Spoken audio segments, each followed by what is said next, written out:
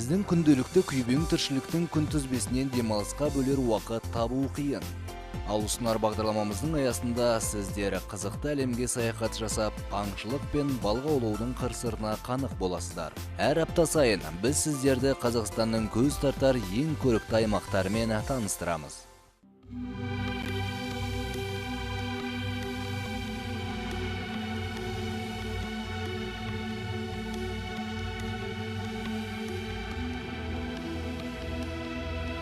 Арқар, тау қойы, өте әдемі, ірі, жабайы жануар.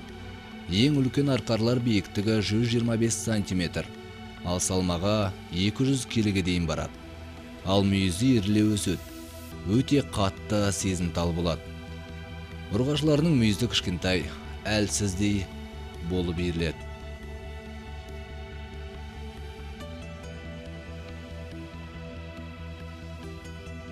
Өткен ғасырларда Тянь-Шань бауырында көптеп мекендеді. Жоңғар Алатауы мен орталық Тянь-Шань аумақтарында да көз сүріндірер санмен мекен етті.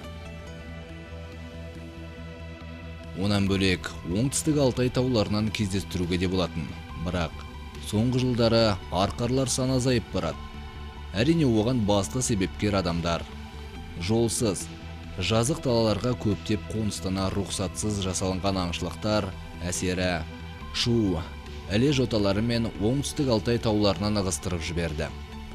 Тянь-Шань тауындағылардың да саны күрт азайып кетті.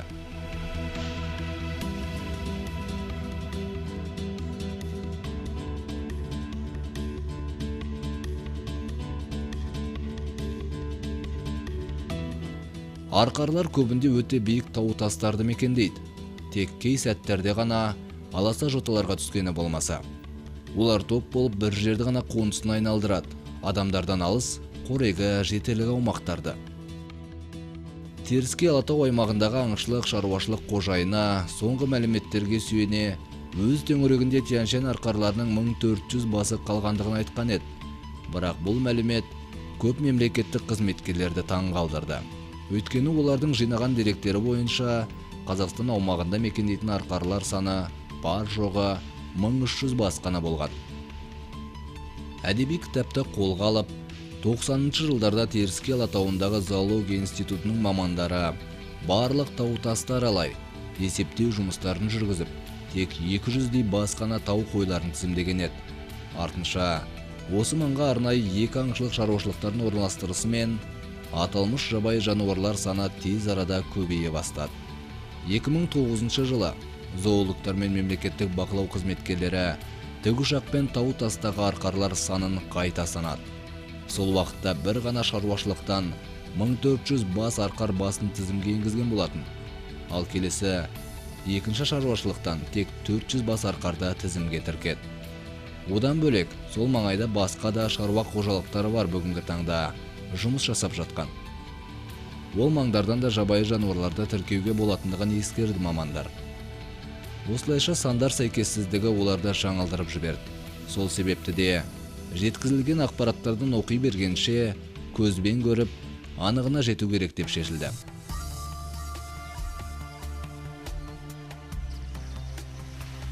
Наурыздың орта шеніне таман жоғарғы оқу орындарында оқып жүрген екі студентті ала Теріскей Алатауындағы Тянь-Шань арқарларын тамашалауға саяхатқа шықтық.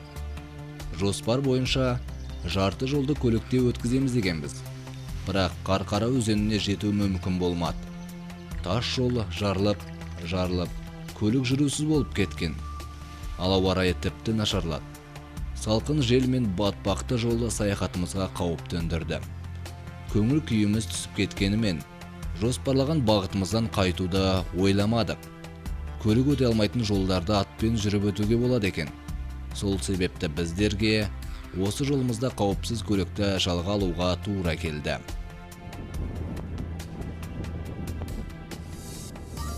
Одан әрі жол тіпті нашарлай түсті.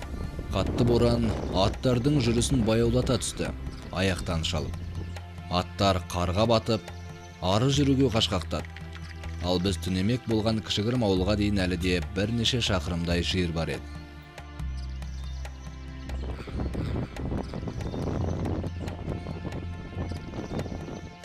Жергілікті ауыл жігіттері біздерді жақсы қарсы алды. Денемізді жылатып, қарын тойғызды. Артынша жергілікті салттарымен таныстырды. Аттарына отырып, бойындағы қаныңды ойнатар көкпар ойынын көрсетті. Жас жігіттер ат үстінде ептілігі мен күштерін сынап, бір қойдың денесіне таласа, ынтызарлықпен алысты.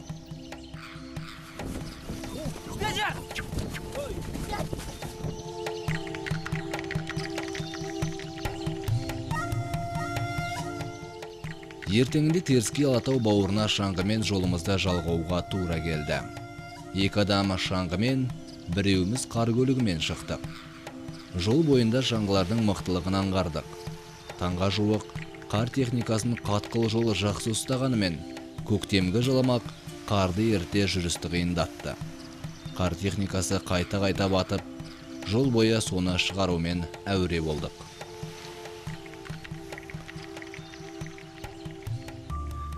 Осылайша қинала жол жүрудің жаңа әдісін ойлап таптық.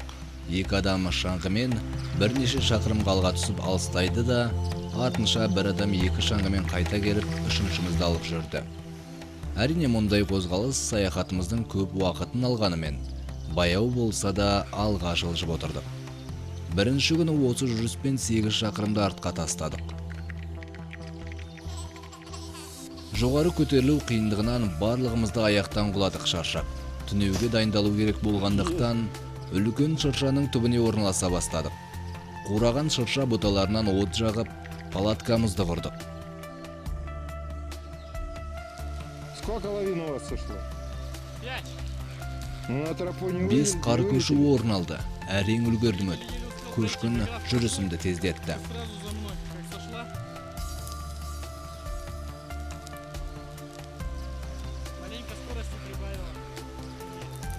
Алдымен орналасқан аумақтағы қарды тазалау керек болды. Өйткені қара жерді шығарып, соның үстінде ұйықтаған жылы болады емес пе?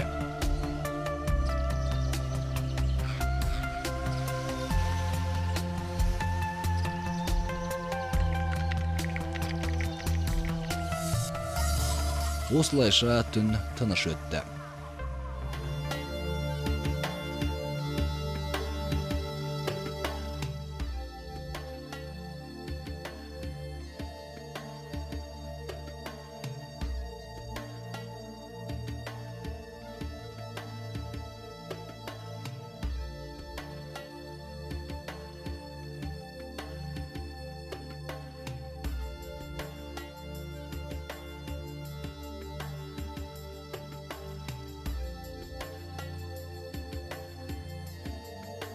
Өте қорқынышты болды. Өзенге ауып кетем бе деп үреймен жаттым. Бірақ арқама асқан 40 келілік рюкзак ешқайда аудырмайтындықтан жүрегім орнына түсті.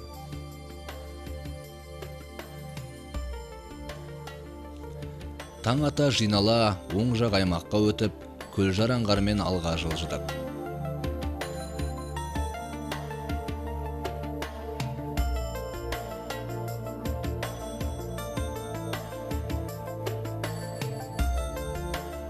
Таудың солтүстік еңісінде 2 метрлік қар жатты. Ал күн түсер оңтүстік еңісінде қар еріп, көктемнің алғашқы белгілері біліне бастаған. Қатты жермен жүру жақсы екен. Мүмкін арқарларды осыны сезген шығар. Оңтүстік аумаққа шыққанымыз сол еді, алғашқы жабайы жануарлар тобын көзіміз шалды.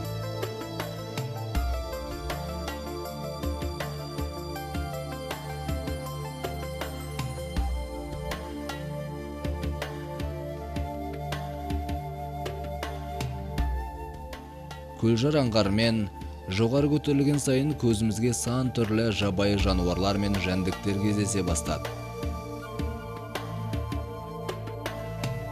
Тау ешкілері арқарлармен бір жерде орналасқан, бірақ ара қашықтықтары араларында бөліп тұрған.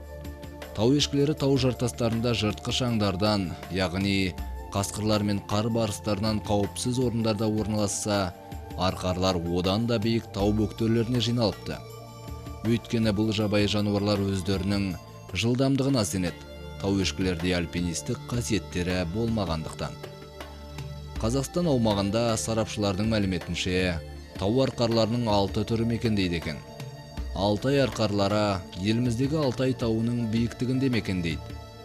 Орталық Қазақстан түрі, яғни оны Қарағандылық деп те атайды. Еліміздегі Тарбағатай тауымен аласа тауларды мекен еткен. Сырдариялық Қаратау түрі, Қаратау тауында. Аңшылар сараптамасына сүйенсек, Жоңғар алатауындағы арқарлар Тянь-Шань арқарларынан айырмашылығы бар. Ал қазақстандық зоологтар орталық Тянь-Шань мен Жоңғар алатауындағы арқарлардың генетикалық ұқсастықтары жоқ деп санайды. Ал аңшылық ұйым өкілдері Жоңғар арқарларын Арғала Детедалия деп атайды екен. Қазақстандағы сауыр шыңының арқарларына да нақты жорамал жоқ. Еліміздегі жабайы жануарлар әлемінде осы бір жабайы арқарлар орталық Қазақстан түріне еніп кеткен. Ал халықаралық сарапшылар болса, бұл сауыр арқарлары өздерінше бөлек түр болып саналады. Бұл пікірді қытайлықтар да қолдайды. Олардың жүйесінде бұл сауыр қырын мекендейтін арқарлар Ovis amon saurensis деп аталады. Ал Теріскей алатауының арқарларына ешқандай қарсы пікір жоқ. Бұл түр түбегейлі Ovis amon карелини түріне жатады. Алғашқы арқар зерттеушісі Карелин құрметіне осылай деп атап кеткен. Біздер 40 шақырымдық өз саяхатымыздың аясында көзге көрінген жол бойында кездескен арқар түрлерінен оқып пен қойын кітапшамызға жазып, тіркеп отырдық. Осы аралықта 800 бас арқар санын тіркептік. Осылайша бір қыраттың бір бөлігін ғана араладық. Қолымыздағы мәліметтерге сүйене, Теріскей алатауындағы арқарлар саны соңғы 15 жылдың ішінде керемет өскендігін аңғаруға болады. Неге бұлай тез өскен? Әрине оның жауабы да оңай. Осы маңдағы шаруашылықтар қатаң тәртіппен күзетіп, олардың жойылып кетпеуі үшін көп күш салған.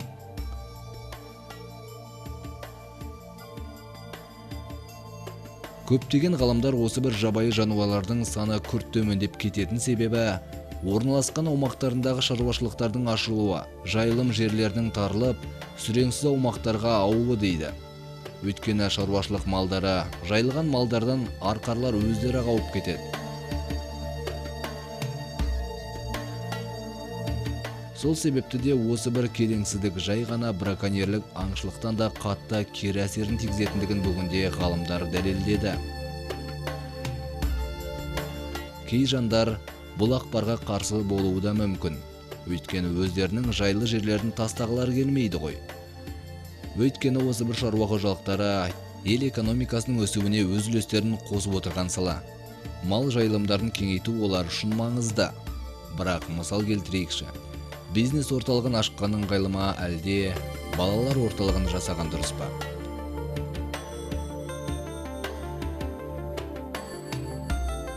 Мүмкін бизнес орталықтарын салған ұтымды шығар.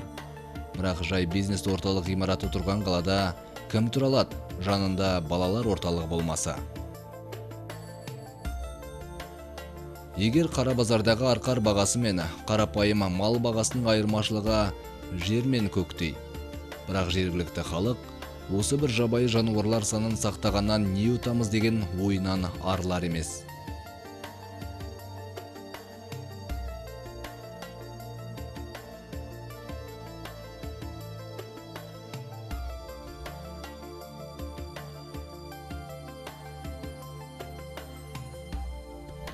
Ендеше, неге осы бір мал жайылымы қиын аумақтарға арқарларды жібермеске? Оның үстіне мына Теріскей алатауындағы шаруашылықтар дәлелдеді ғой арқарлардың өскендігін.